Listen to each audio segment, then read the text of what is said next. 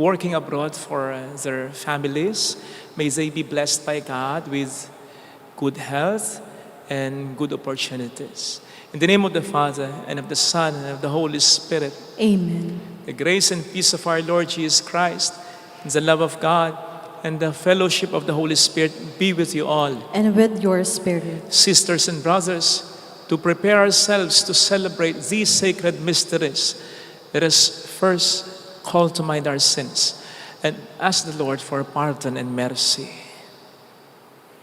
We humbly pray, I confess to Almighty God and to you, my brothers and sisters, that I have greatly sinned in my thoughts and in my words, in what I have done and in what I have failed to do.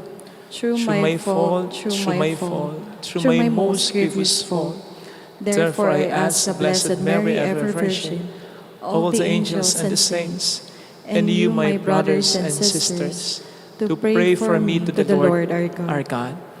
May Almighty God have mercy on us, forgive us our sins, and bring us all to life everlasting. Amen. Lord, have mercy. Lord, have mercy. Christ, have mercy. Christ, have mercy. Lord, have mercy. Lord, have mercy.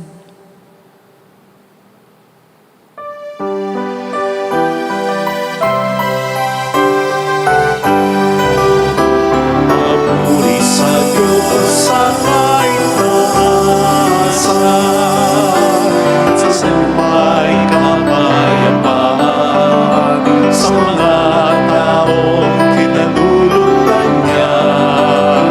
Pinupuri ka namin, dinaralan ka namin, sinasasama ka namin, pinagpupunin ka namin, pinasasalamatan ka namin, dahil sa dakila mong hangin, kapurihan,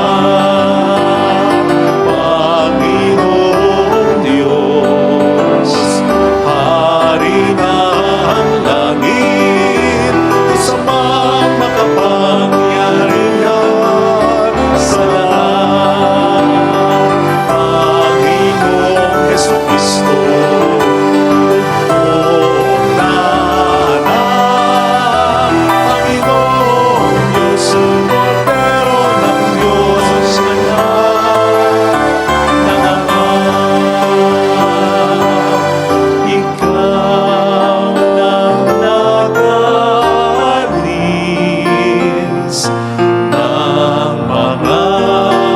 Kasalanan ng sanlibutan, maawa ka sa amin.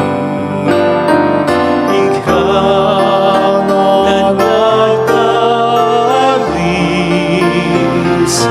ng mga kasalanan ng sanlibutan, tanggapin mo ang aming kahilingan. Ikaw na nalulunod sa kanan ng Ama.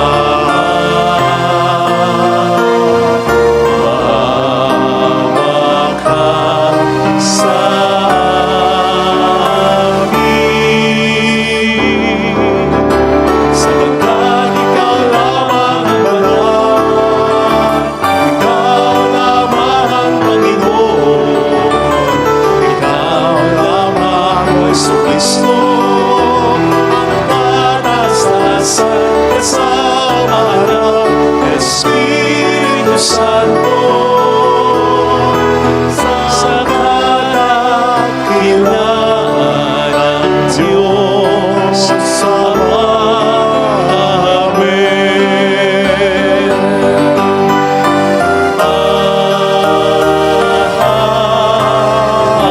Amen.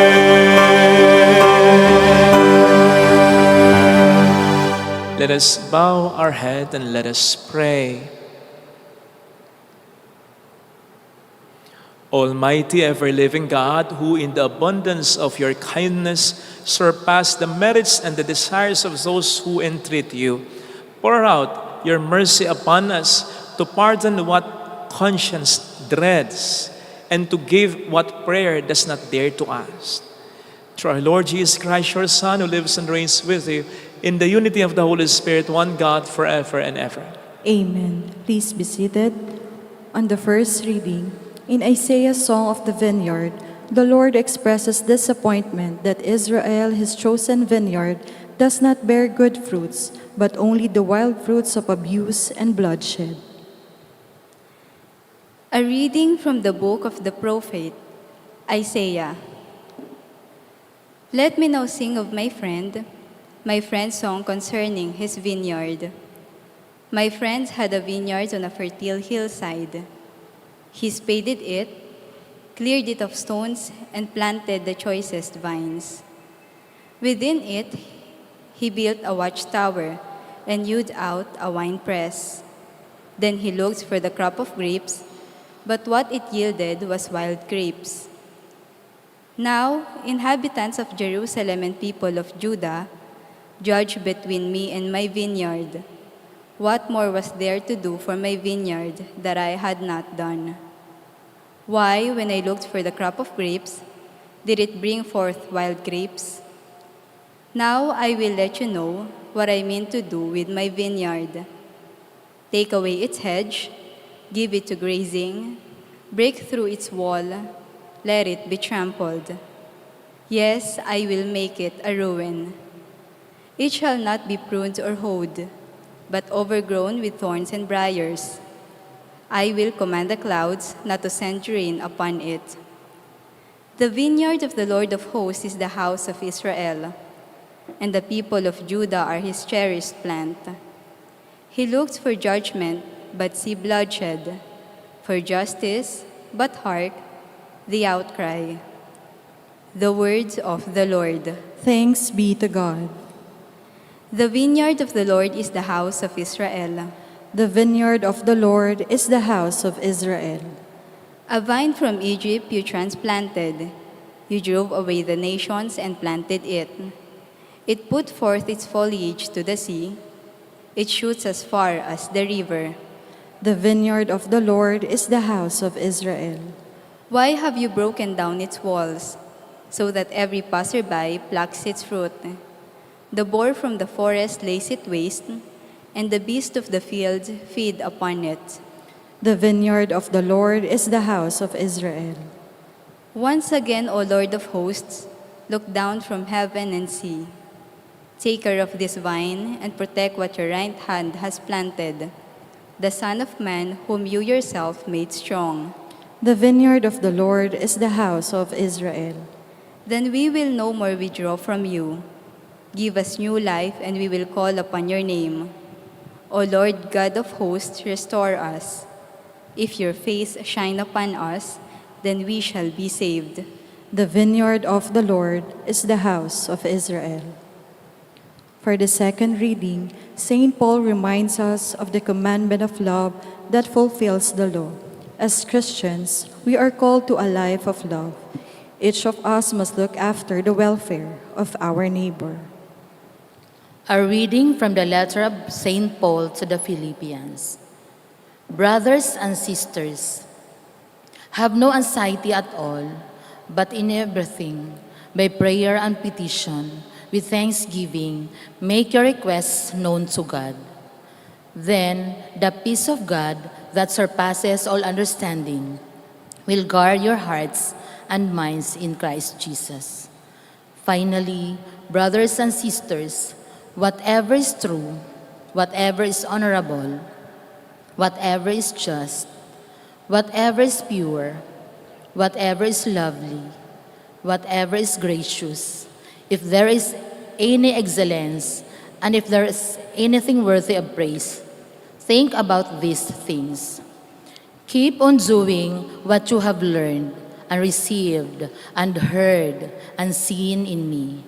Then the God of peace will be with you. The word of the Lord. Thanks be to God. Please all stand.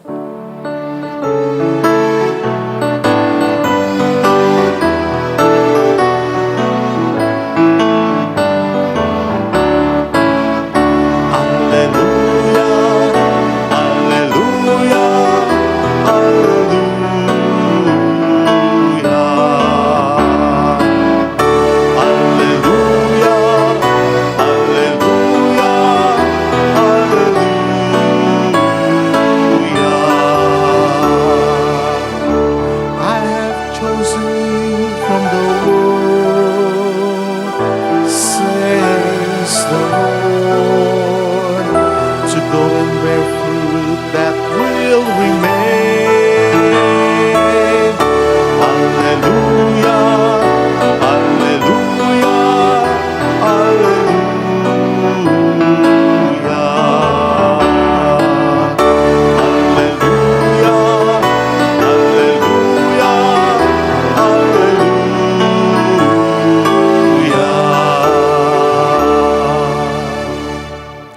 The Lord be with you. And with your spirit. A reading from the Holy Gospel according to Matthew. Glory to you, O Lord. Jesus said to the chief priests and the elders of the people, "Hear another parable. There was a landowner who planted a vineyard, put a hedge around it, dug a wine press in it, and built a tower. Then he leased it to tenants and went on a journey.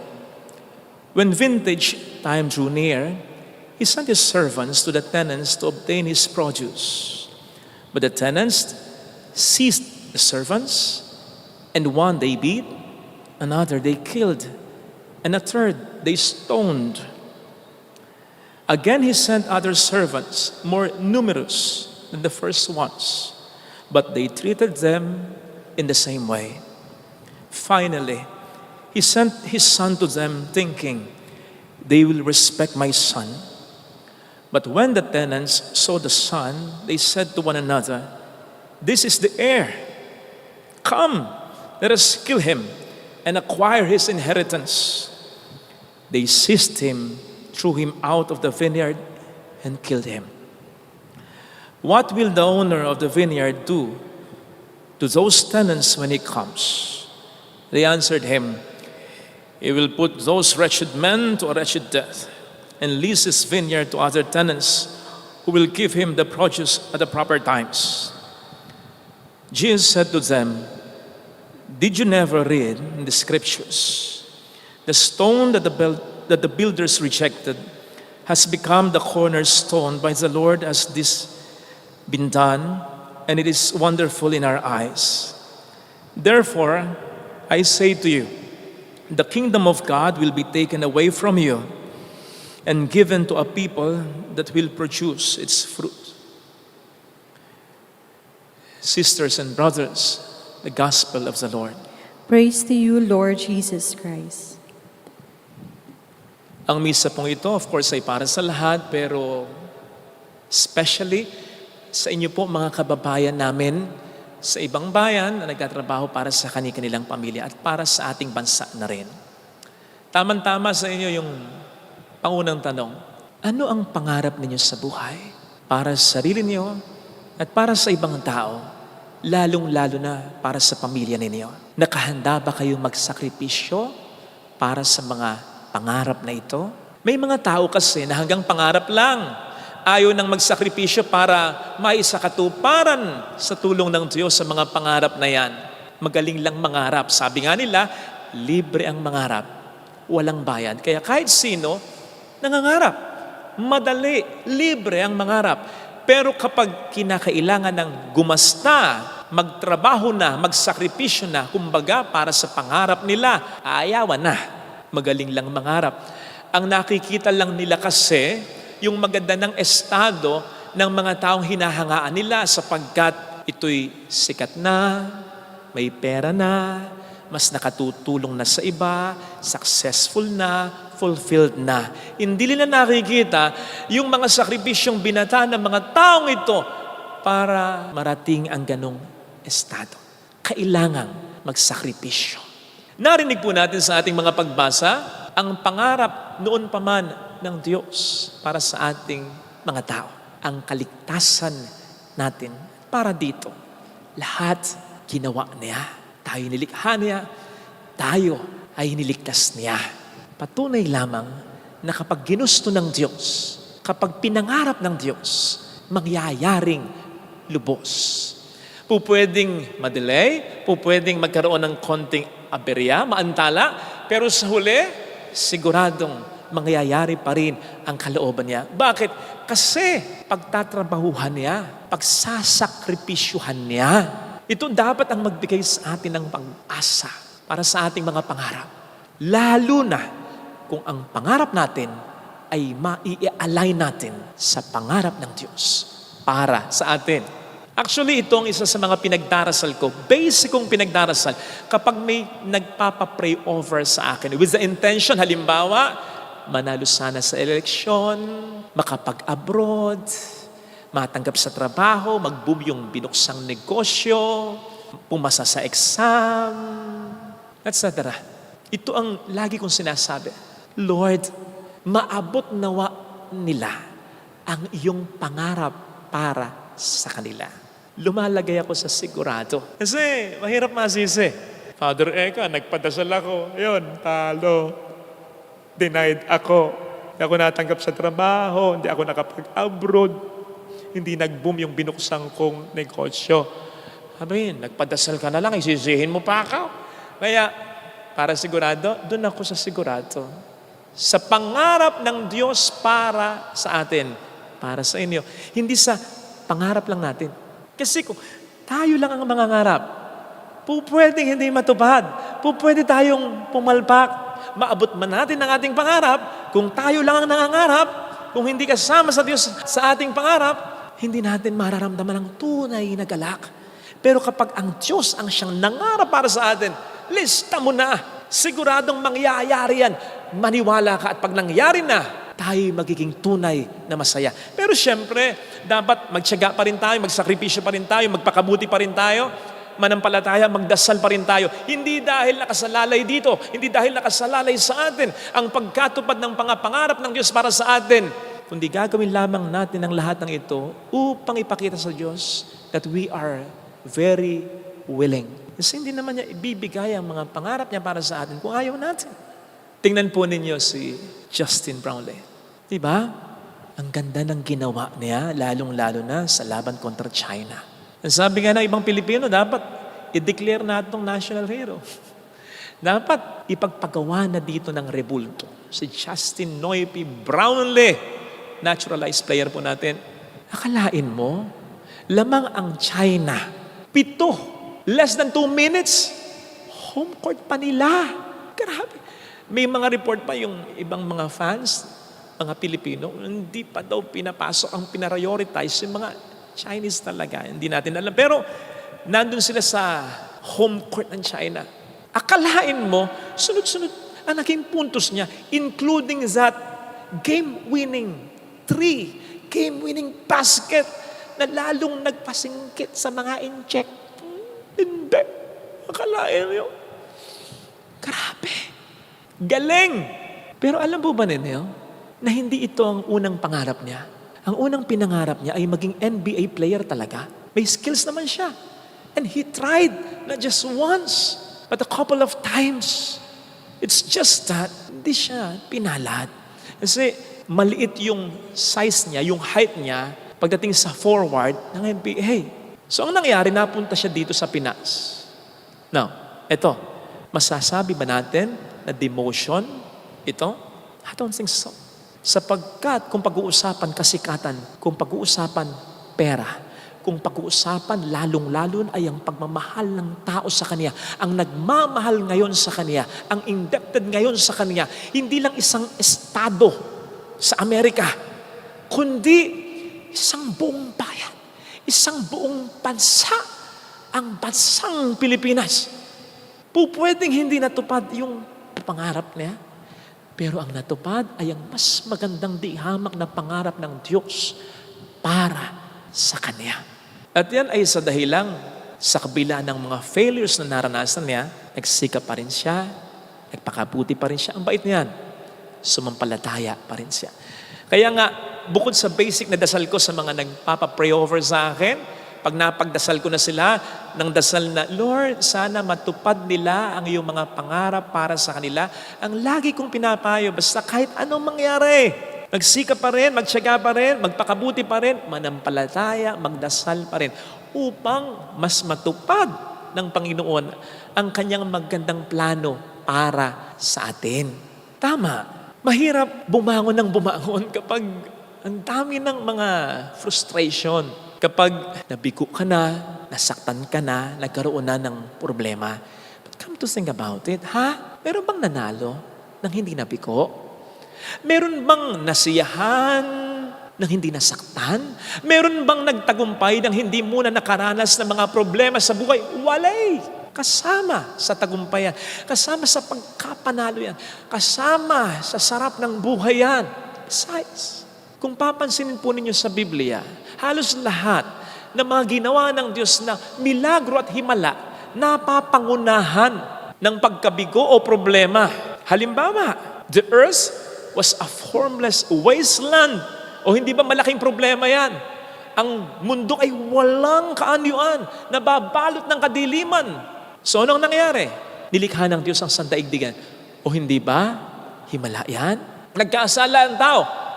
Di ba problema yan? Ang nangyari? Nagkatawang tao si Kristo, iniligtas tayo. O di ba milagro yan? Sa ministeryo ng ating Panginoon, nandiyan ang problema ng kagutuman, kaya himalang nagpakain siya. Nandiyan ang problema ng karamdaman, kaya himalang nagpagaling siya. Ano man ang karamdaman nila? Nandiyan ang problema ng pagsanib ng demonyo, kaya himalang pinalayas niyang mga ito. Nandiyan ang problema ng pag-aalburuto ng dagat, ng kalikasan, kaya himala rin namang pinakalma niya ang karagatan. Nandiyan ang problema ng kanyang kamatayan, kaya himala din namang siya'y muling nabuhay para sa ating kaligtasan. Bawat himala, napapangunahan ng problema sa Biblia. Nagkakaroon ng milagro dahil sa matinding pangangailangan ng tao. Kaya kapatid, huwag kang masyadong matakot anuman ang kabiguan o problema mo ngayon, sapagkat yan ay pupwedeng pagmulan ng milagro at himala ng Panginoon. There's nothing wrong to be knocked down. What is wrong? It's to stay down. Nakakita ka na ba ng boksingero na matapos ma-knockdown, hindi na bumangon? Kung hindi, patay na yon. Seryoso na yon. Ang kondisyon. Lahat ng boksingero, pag na-knockdown, bangon uli, bawi uli. Hindi man sa boxing muli, kundi sa ibang mga bagay, sapagkat alam niya, hindi lang boxing ang buhay. Marami pa siyang mga laban na pupwede at dapat niyang mapagtagumpayan sa buhay. Oh yes, ganun sa buhay. Tama namang nakapapagod na rin. Knockdown ka, bangon ka na naman, laban na naman, struggle na naman, strive na naman, sikap na naman, asa na naman. Parang walang katapusan. Tamang nakapapagod yan. Pero hindi naman inaasahan ng Diyos sa atin na tapusin natin ang lahat. Siyang tatapos. Huwag lang tayong mag-give up. Yun ang pinakamaganda nating magagawa. Kung wala na tayong iba pang magagawa, do not give up. Sapagkat siya ang tatapos, mag-aayos ng lahat. Nagiging masyadong mabigat sa atin kapag, ano ba ito? Paano magagawin ko dito? Napakalaki kasi ng problema eh. Huwag ganun. Gawin mo lang kung ano yung kaya mo. At pangunahin doon, huwag kang mawawala ng pag-asa. Do not give up. Kung titingnan po ninyo dun sa naging laban ni Gideon at ng mga Israelita, laban sa mga Madianita, na ang number ay 135,000. Yung kalaban sila. Anong number nila? Ilan sila? 32,000. Imagine, 32,000 kontra sa 135,000 na kalaban. Pero alam po ninyo, ano ang sabi ni Yahweh ng Diyos kay Gideon? 32,000 kayo, ang dami ninyo. Magbawas kayo. 32,000, marami. 135,000 yung kalaban. So nagbawas ng tao. Sila Gideon at ang mga Israelita, naging 10,000 na lang. 10,000 na lang kontra sa 135,000 na kalaban. Anong sabi ng Diyos? Marami pa yan? Marami pa rin yung 10,000. Kaya, naging 300 na lang. Ayan, pwede na yan. 300 laban sa 135,000. At ano ang sandata? Ay nako, yan lang naman. Trumpets, jars, torches. O sige nga, ha? 300 kayo? Lalaban sa 135,000? Yan ang inyong kasangkapan? Hindi naman pandigma yan eh. Pang night party yan eh. Pero alam po ninyo kung bakit ganyan? Sabi ni Yahweh kay Gideon, kasi kung masyado kayong napakarami, tapos ang sandatan nyo po ay nakamamatay talaga. Baka sabihin nyo pag nagtagumpay kayo, dahil sa inyo. Hindi. Dahil sa akin. Manalo kayo dahil sa akin. Ito'y dahil gusto niya na iparamdam kay Gideon at sa mga Israelita yung pinaramdam niya at sinabi niya kay Haring Jehoshaphat sa 2 Chronicles 20:15. Ang sabi niya ganito, at sinasabi niya na rin sa atin, do not be afraid of your vast enemies because the battle is not yours. It is God's. Huwag kayong matakot sa napakarami niyong kalaban sapagkat ang laban ay hindi niyo laban. Ang laban ay laban ng Diyos. Siyang aayos, siyang tatapos. Basta gawin lang natin ang karampatang pagkilos na hinihingi ng Diyos. And that includes never ever giving up. Ano yung sabi ni Coach Tim Cone nang in-interview siya pagkatapos ng pagkapanalo natin sa China? English eh. Tagalogin ko na lang Parang ganito yung sinabi niya, hindi ako makapaniwala. At aaminin ko sa inyo, last 2 minutes, give up na ako, suko na ako. Sabi ko, walang chance to, talo to. Abi, akalain mong pumasok yung mga tira ni Brownlee. Sabi pa ni Tim Cone, hindi ako makapaniwala. Ang alam ko, nangyayari lang yun sa pelikula. Nangyayari rin pala sa tunay na buhay. Ito na nga yan. Himala. Talagang himala. Pero kung isipin po ninyo, bakit nagkaroon pa rin ng himala? Nag-give up na si Tim Cone last 2 minutes pa lang. Bakit nagkaroon pa rin ng himala? Kasi kahit nag-give up na yung isa sa pinakamaraming pagkapanalo. Sikat na coach to eh. Isa sa pinakamagaling na coach. At isa sa pinakamaraming naipanalo na ito sa kasaysayan ng PBA. Kahit nag-give up na siya, na siyang pinaka-leader ng Gilas Pilipinas, mayroong hindi nag-give up, si Brownlee at ang kanyang mga kasama. So you see, huwag tayo mag-give up. Kahit nag-give up na yung mga tao sa paligid natin, maging yung mga pinagtitiwalaan natin, pinaghuhugutan natin ng lakas natin, kahit yung mga taong very close sa atin. Nag-give up na sila, pati ikaw mag-give up. Ano ang mangyayari? Walang himala kapag walang pananampalataya. Ang pananampalataya natin ay yung basic na raw material ng Diyos para gumawa sa atin ng milagro at himala. So do not give up. Huwag mong i-misconstrue yung kawalan ng pag-asa sa pagkapagod lang. Hindi ka nawawala ng pag-asa. Mayroon pang pag-asa. Buhay ka eh. Habang may buhay, may pag-asa. Pagod ka lang. Napapagod ka lang kasi ang dami mo ng mga failures na naranasan. Yun ang ginagawa ng demonyo sa iyo. Pinapagod ka eh. Wearing you out. Because he knows he gonna take you out. Alam niya, hindi niya kayang kunin ang buhay mo unless ipagkaloob mo. Ang Diyos lamang ang pupwedeng kumuha ng buhay ng tao. Kaya, ang Diyos lamang din ang pupwedeng kumuha ng ating pag-asa unless mawalan ka ng pag-asa. Kaya wag mong i-misconstrue yung pagkapagod mo sa kawalan ng pag-asa. Mayroon pang pag-asa, napapagod ka lang. At pag napapagod ka, when you are weary, tired, ano sabi ng Panginoon? Come to me, all of you who are tired and weary, and I will give you rest. Sapagkat dagdag pa niya, maginhawang dalhin ang aking pamatok. O isipin po niyo yun, ha? Sabi niya, I will give you rest. Pero bibigyan kita ng pamatok. Anong rest yun?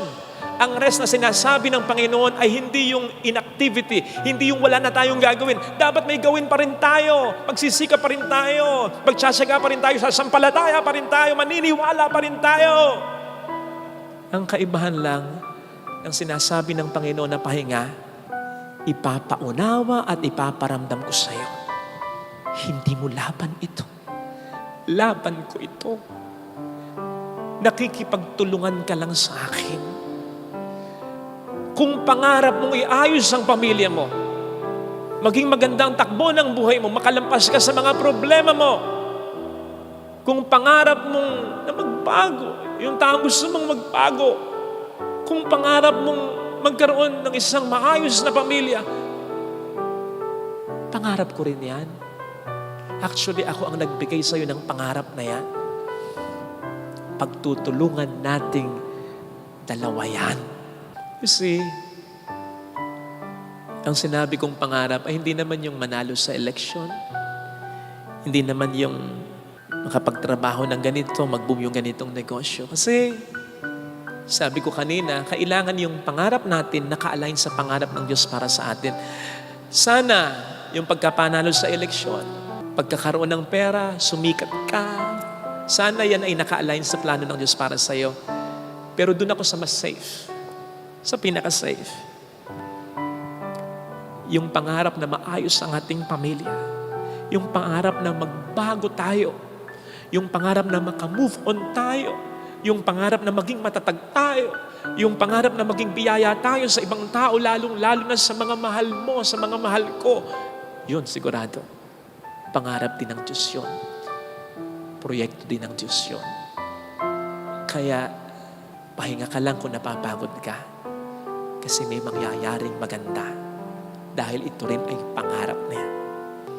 Ito po sana ang hilingin nating biyaya sa ating banal na misa. Lalo na kung nawawala na tayo ng pag-asa. Napapagod lang tayo. Pahinga lang ang kailangan.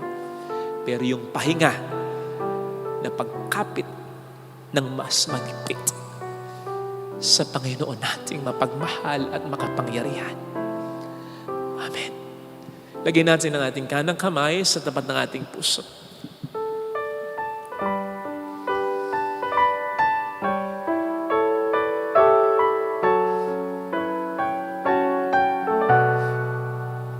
Awitin natin, alam kong may magagawa ang Diyos.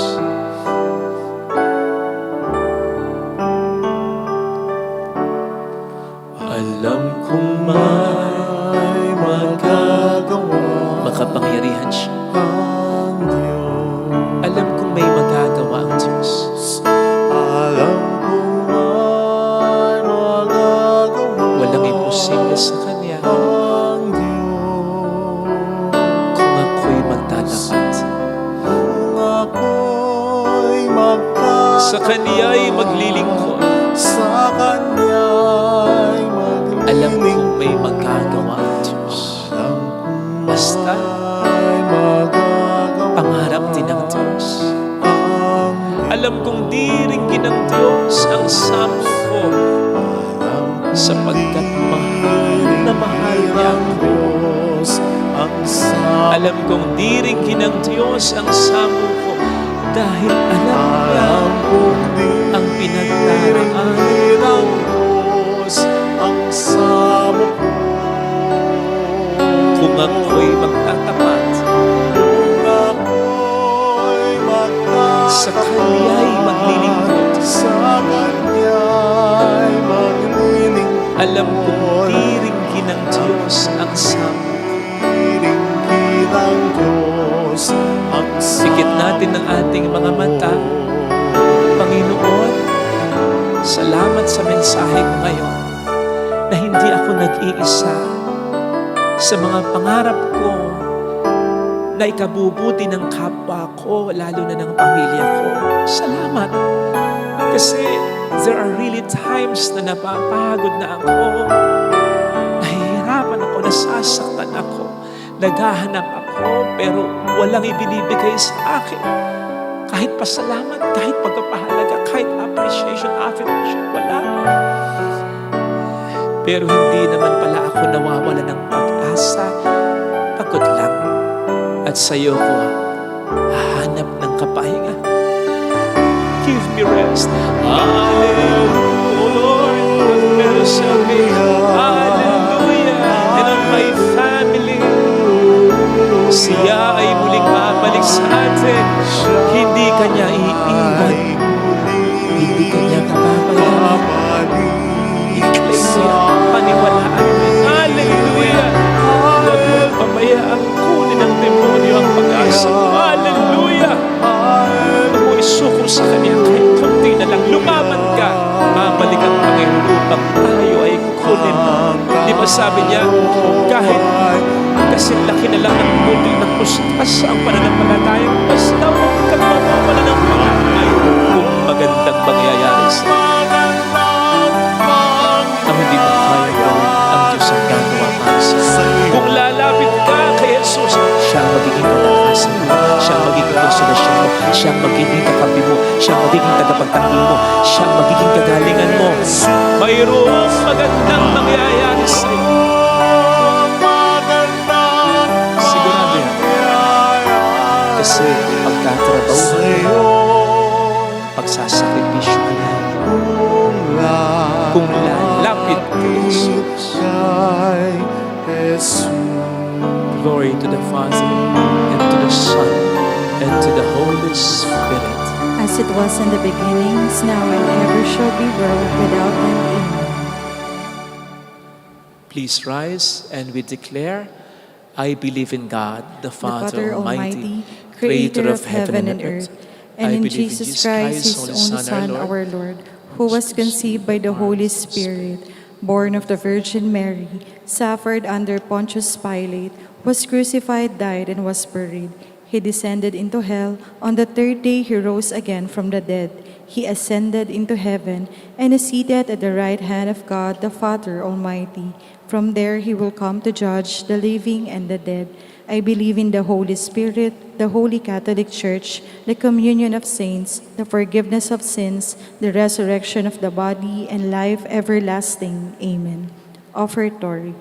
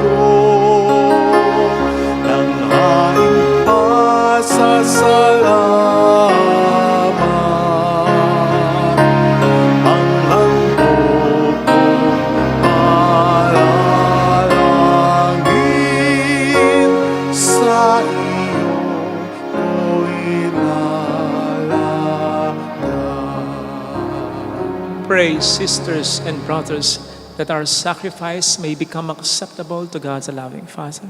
May the Lord accept the sacrifice at your hands for the praise and glory of His name, for our good and the good of all His holy church. Accept, O Lord, we pray, the sacrifices instituted by your commands, and through the sacred mysteries which we celebrate with dutiful service, graciously complete the sanctifying work by which you are pleased to redeem us. Through Christ our Lord. Amen. The Lord be with you. And with your spirit, Lift up your hearts. we lift them up to the Let Lord. us give thanks to the Lord our God. It is right and just. It is truly right and just, our duty and our salvation, always and everywhere, to give you thanks. Lord, Holy Father, Almighty and Eternal God, for in you we live and move and have our being. And while in this body, we not only experience the daily effects of your care, but even now possess the pledge of life eternal. For having received the first fruits of the Spirit, through whom you raised up Jesus from the dead, we hope for an everlasting share in the Paschal mystery. And so with all the angels we praise you, as in joyful celebration we acclaim, Holy, holy, holy, Lord God of hosts, heaven and earth are full of your glory. Hosanna in the highest. Blessed is he who comes in the name of the Lord. Hosanna in the highest. You are indeed holy, O Lord, the fount of all holiness. Make holy therefore these gifts, we pray, by sending down your Spirit upon them like the dew fall, so that they may become for us the body and blood of our Lord Jesus Christ.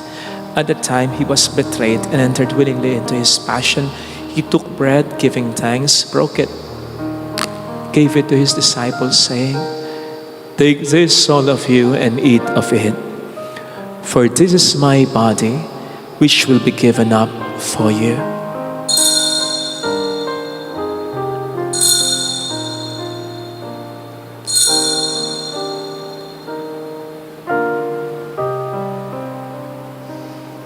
In a similar way, when supper was ended, he took the chalice and once more giving thanks, gave it to his disciples, saying, "Take this, all of you, and drink from it. For this is the chalice of my blood, the blood of the new and eternal covenant, which will be poured out for you and for many, for the forgiveness of sins. Do this in memory of me."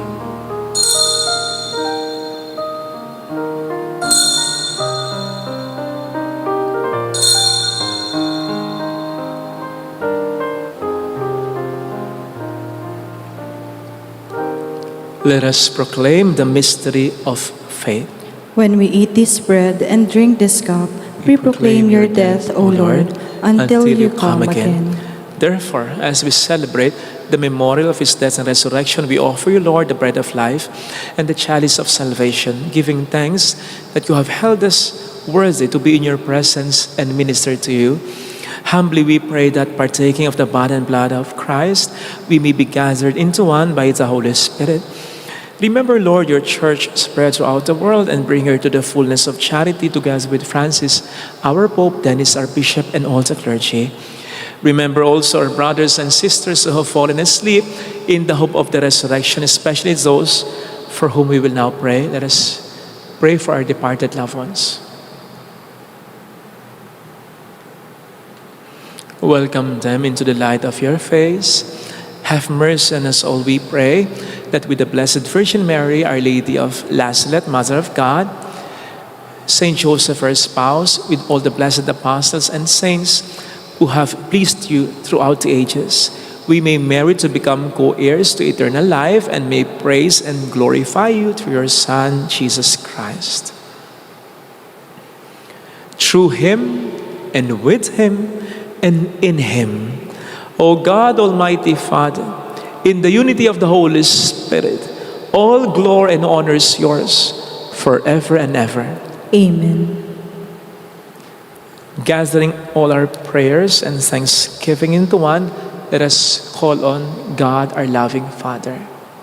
Of your mercy, we may be always free from sin and safe from all distress as we await the blessed hope and the coming of our Savior, Jesus Christ. For the kingdom, the power, and the glory are yours now and forever. Lord Jesus Christ, who said to your apostles, "Peace I leave you, my peace I give you," look not on our sins but on the faith of your church, and graciously grant her peace and unity in accordance with your will, who live and reign forever and ever. Amen. The peace of Jesus be with you always. And with your spirit. Let us offer one another the sign of God's peace. Peace be with you. Lamb of Lamb of God, you take away the sins of the world, have mercy on us. Lamb of God, you take away the sins of the world, have mercy on us. Lamb of God, you take away the sins of the world, grant us peace.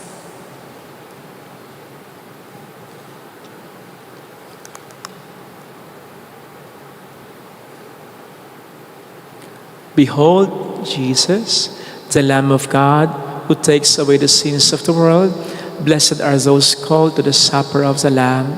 Lord, I am not worthy that you should enter under my roof, but only say the word, and my soul shall be healed.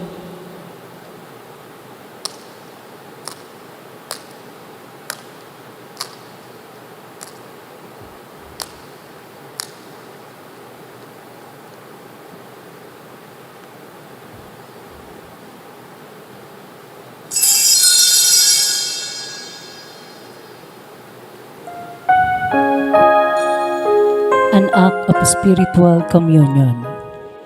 My Jesus, I believe that you are present in the most holy sacrament. I love you above all things, and I desire to receive you into my soul. Since I cannot at this moment receive you sacramentally, come at least spiritually into my heart. I embrace you as if you were already there and unite myself wholly to you.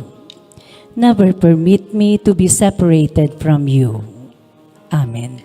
Salamat, tayo'y natagpuan, binigyan niya ng kalayaan. Amin kay Jesus, mayroong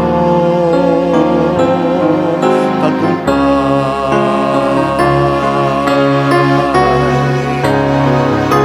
Siya ating patnubay, siya ating gabay, siya sa ating nagbigay buhay.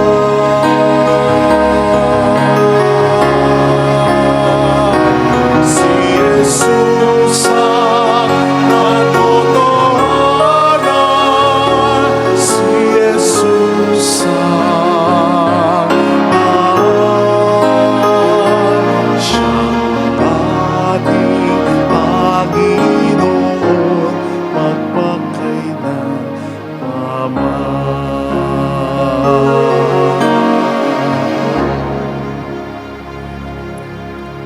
Let us pray. Grant us, Almighty God, that we may be refreshed and nourished by the sacrament which we have received, so as to be transformed into what we consume through Christ our Lord. Amen. Holy God, Holy Mighty One, Holy Immortal One. Have mercy on us and on the whole world. Holy God, Holy Mighty One, Holy Immortal One. Have mercy on us and on the whole world. Holy God, Holy Mighty One, Holy Immortal One. Have mercy on us and on the whole world. Jesus, King of Mercy, We trust in you. alalahanin, alalahanin o mahal na Birhen ng Lasalet, ina ng pag-asa. Ikaw ang nagpaalala sa aming magbalik loob sa Ama. Ito ang nagpapatunay na kagandahang loob mo'y nanatiling busilak. Sa pag-aaruga mo sa amin, tungkulin mo'y tinupad. Sa paanan ni Kristo'y tinuring mo kaming mga tunay mong anak. Kaya ninais mong ni Isa'y huwag mapahamak. Maging sa iyong walang tigil na pananalangin, pati luhay pumatak. Huwag namang mawalan ng saysay ang iyong paghihirap. Hiling nawa namin sa iyo, o aming inang liyag, na matapos ang pakikibaka namin sa mundong ito, at sa pananatili naming tapat kay Kristo, sa kapurihan mo'y makibahagi kaming ganap, upang kung nasan ka ngayon ay maparoon din kaming lahat. At ang kaganapan ng kalwalhatian ng Diyos Amay tuluyang matupad siya nawa. Mahal na Birhen ng Lasalet, tagapagkasundo ng mga makasalanan, Ipanalangin mong walang patid kaming mga dumudulog sa iyo. marami pong salamat sa patuloy niyong pagdarasal at pagtulong sa aming Kwasay Parish para sa mga patuloy naming paggawain dito. Maraming salamat po sa pagtulong sa amin para makumpleto po ang mga kinakailangan. Salamat. The Lord be with you, And with your spirit. and may God bless you and your loved ones, our families, in the name of the Father, and of the Son, and of the Holy Spirit. Amen. The Mass has been offered. Go in the peace of Christ. Thanks be to God. Salamat po.